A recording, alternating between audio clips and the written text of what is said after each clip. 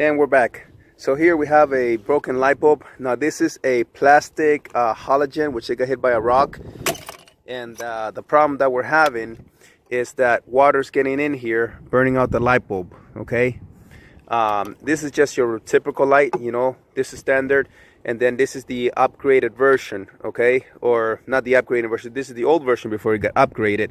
And so we're gonna be switching this out real quick. This is the new light.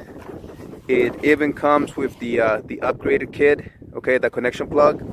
And look at that pretty thing compared to the other one off. What we need to do is, first things first, remove these two screws, and then remove that one, and of course we're going to be using a Phillip.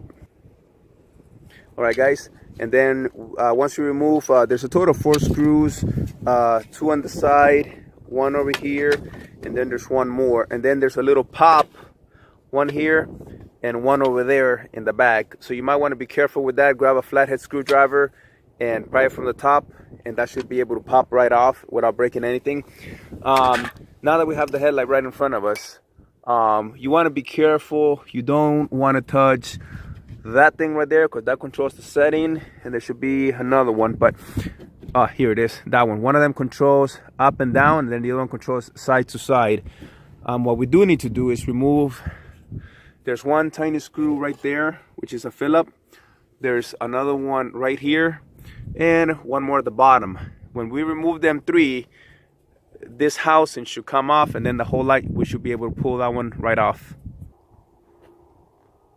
Alright guys, as it turns out that this truck already's got the upgraded harness, which is this right here. Normally this section will plug right up, and then this will be your new connection. However, when we look at them closely, you can see that the new one looks perfectly fine and the old one is burned out.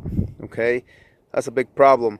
So what I need to do is I need to cut these wires, connect these new ones back on, so I can use this new connection, and I'm going to show you how to do that.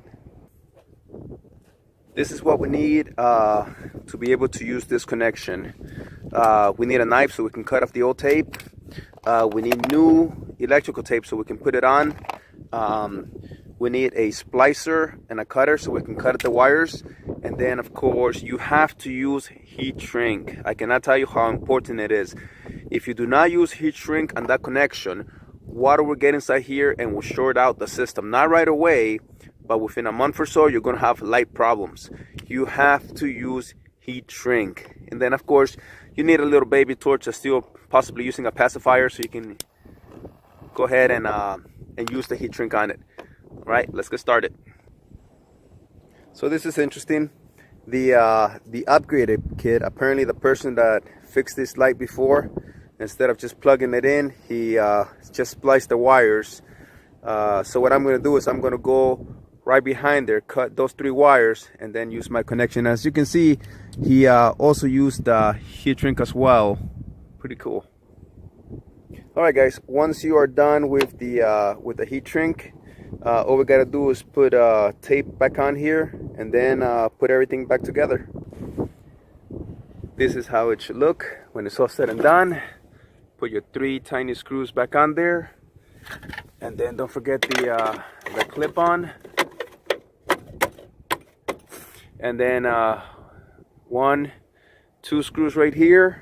Put those on first, and then when you put this back on, it just snaps in place, and 2 more right there. Alright guys, thanks for watching. I hope you enjoyed this video.